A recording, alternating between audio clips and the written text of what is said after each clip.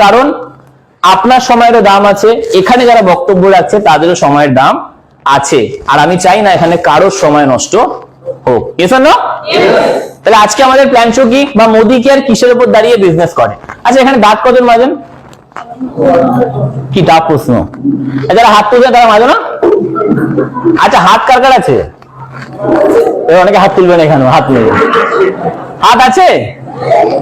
তাহলে আমরা দাঁতও মাজি, সবকিছুই করি। এবার অনেকেই ভাবতে পারে যে আমি কিছু লোকের সাথে প্রোগ্রাম করতে গিয়ে ফিল করেছি এই মাজন সাবানের কথা হচ্ছে।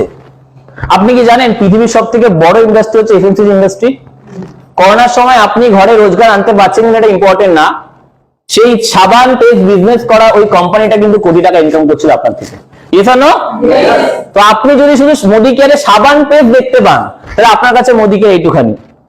বাট আপনি যদি মোদি কেয়ারের মধ্যে লাইফস্টাইল বিজনেস নিজে বিল্ড করব এটা দেখতে পান তাহলে আপনার কাছে মোদি কেয়ারটা প্রচুর বড়। তাহলে কোন চোখে দেখবো, বড় না ছোট?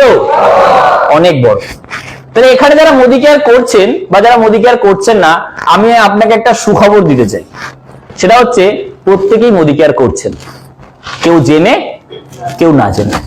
বুঝিয়ে বলি, বিষয়টা হচ্ছে খরচা কার কার আছে এখানে? এমন কেউ বলতে পারবেন ভাই আমি কর্পোরেটে জব করি আমার খরচা নেই, ভাই আমি পুলিশের চাকরি করি আমার খরচা নেই, ভাই আমি উকিল আমার খরচা নেই? এরকম কোনো ব্যাপার নেই তো। আপনি যা ইচ্ছা থাকুন না কেন আপনার খরচ আছে। তাহলে খরচটা আমাদের মধ্যে কমন, একই না? তাহলে আমাদের প্রত্যেকের মধ্যে একটা জিনিস কমন, সেটা হচ্ছে খরচ।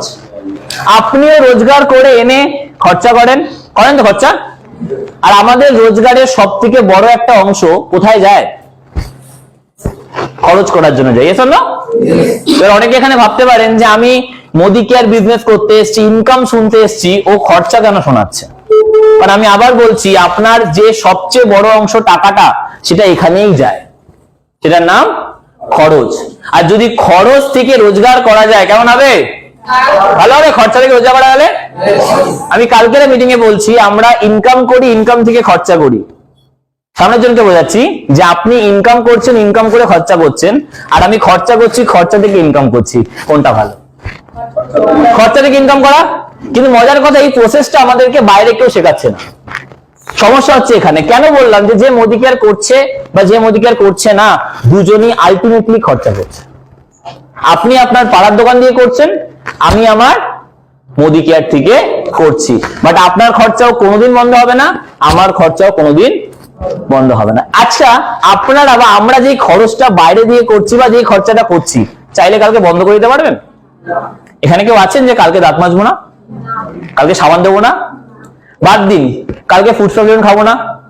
এরকম কেউ নেই তো। আমরা প্রত্যেকে চাই বা না চাই এটা আমাদেরকে করতেই হবে। আর এই খরচগুলো করার জন্যই আপনি প্রতিদিন সকালে ঘর থেকে বেরিয়ে কোনো না কোনো কাজ করেন। Yes or no?